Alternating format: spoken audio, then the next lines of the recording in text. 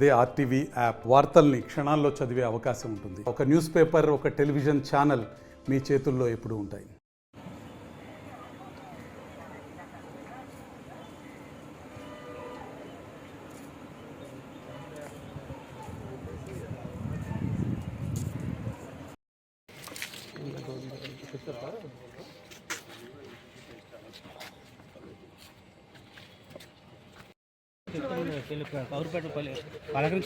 ఏం పడుతుంది బోర్డు అన్నా ఇలా రండి అన్న అన్న రెజరగా ఉన్న వాళ్ళతో రెజరగా మాట్లాడారు. ఓకే ఓకేనా చూసి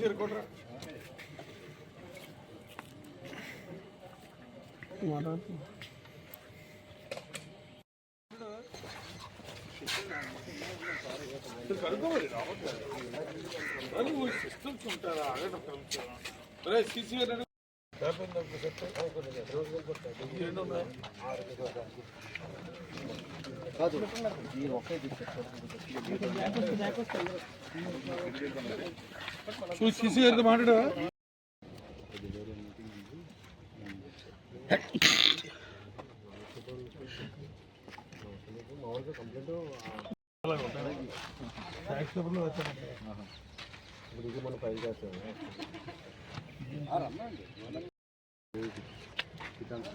ఇప్పుడు హాస్పిటల్లో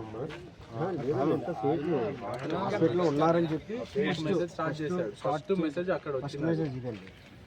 వ్యక్తి ఆయన చంపడానికి వచ్చాడంటే ఆ కేసుకి ఎవిడెన్స్ చెప్పడానికి 5 సంవత్సరాలు కూడా ఒక్క రోజు కూడా సమయం ఇవ్వట్లేదు ఆ కేసు గురించి.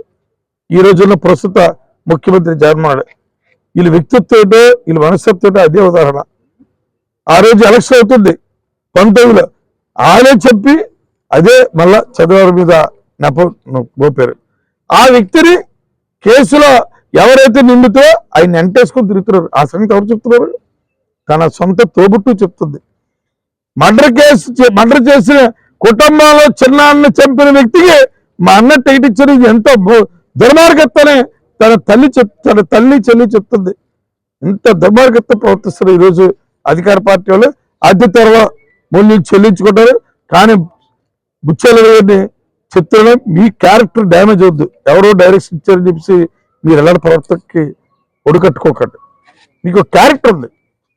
మీరు గ్రామ రాజకీయాల నుంచి ఈరోజు మంత్రిగా డిప్యూటీ సీఎంగా చేశారు. కానీ చాలా మంది మంత్రులు చాలా మాట్లాడారు అసెంబ్లీలో. మన కోరుగూడు మంత్రి వరకు అందరూ ప్యాకెట్ మంత్రులు లేదు, అందరూ కూడా చూశారు. కానీ ఎప్పుడు ఇలాంటి దిగజారు రాజకీయం ఈ ముచ్చేలేడు చేయలేదని నాకున్న అవగాహన మేరకు ముచ్చేలేడు చెప్తున్నాను. ఇలాంటివి బానుకోండి. న్యాయం ఎవరికి చట్టం ఎవరికి చుట్టం కాదు. మీకేంటి చట్టపరంగా కంప్లైంట్ ఇవ్వండి. ఇలాంటి ఫేక్ అకౌంట్లు పెట్టి ఫేక్ సర్టిఫికేట్ కూడా ఇది తగదు, సరైన మూల్యం చెల్లించుకుంటారు. ఇది కరెక్ట్ కాదు మన ప్రాంతానికి కానీ మన ఏరియా కానీ మన సంస్కృతి. అయినా నాకు ఇంచుమించు 30 years వచ్చి పరిచయం ఓ పద్ధతి వ్యక్తి అయిన నేను కూడా 14 నుంచి 19 వరకు ఒకే టెన్యూర్లో శాసనసభ్యుగా ఎమ్మెల్యే కూడా చేస్తాం. ఆ రోజు కూడా అసెంబ్లీ హౌస్ లో అందరూ చల్లబెట్టేవారు తప్ప తెలుగుదేశం పార్టీ అధికారులు ఉన్నప్పుడు ఎప్పుడు ఈయన వెళ్ళలో కూడా రాలేదు హౌస్ లో. ఎందుకు ఈ దిగజారుడు రాజకీయం చేస్తున్నారో నాకు అర్థం కావట్లేదు.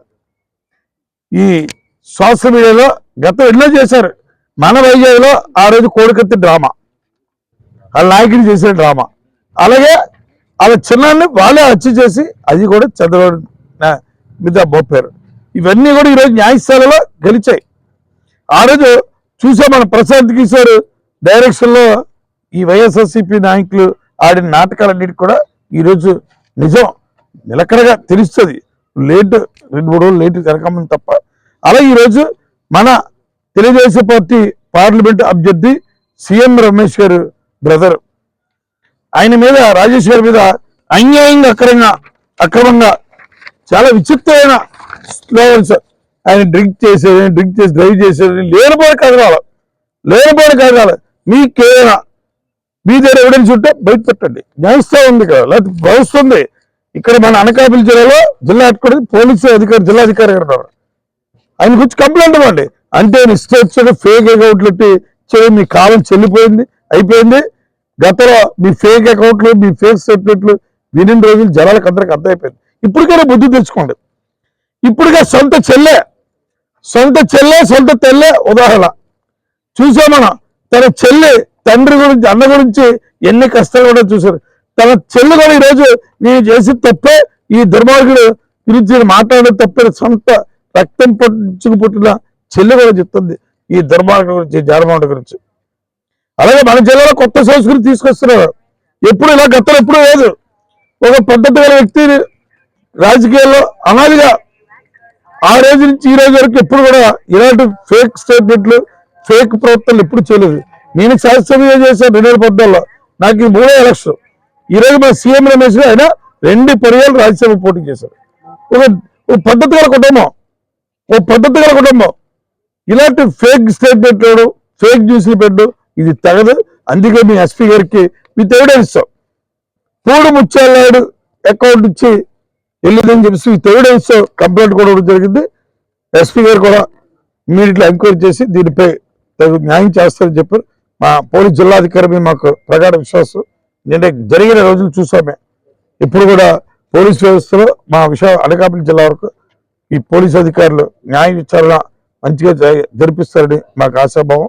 అయినా అందరికీ, ప్రజలందరికీ విజ్ఞప్తి చేస్తున్నాం. విశాఖపట్నం, విజయనగరం, శ్రీకాకుళం 3 జిల్లాల, పాత జిల్లాలో ఒక పద్ధతి గల వ్యక్తులు కొత్త సంస్కృతి తీసుకొస్తున్నారు. ఇప్పటిపైన ప్రజల బుద్ధి చెప్పాలి. వీళ్ళకి ప్రజల బుద్ధి చెప్పాలా విత్ ఎవిడెన్స్ తో.